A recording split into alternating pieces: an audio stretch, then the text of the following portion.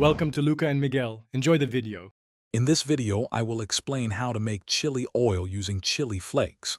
We'll start by gathering a few key ingredients that are likely already in your pantry. Then, I'll guide you through the process of preparing your aromatics and heating the oil to the ideal temperature. Finally, we'll cover how to combine everything for maximum flavor and store your delicious creation. It's a straightforward process that yields fantastic results. To begin, you'll need about 1 cup of a neutral flavored oil, such as canola or grapeseed, which won't overpower the chili flavor. Next, measure out 1/2 cup of your favorite dried chili flakes. A mix of fine and coarse flakes works wonderfully. Don't forget your aromatics: 2 cloves of minced garlic, 1 inch of sliced ginger, and a couple of star anise pods will add incredible depth.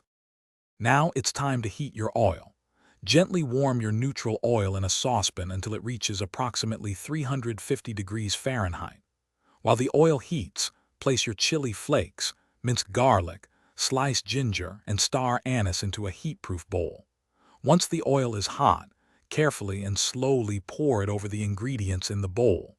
You'll hear a wonderful sizzle as the flavors begin to infuse. After pouring, let your chili oil cool down completely to room temperature.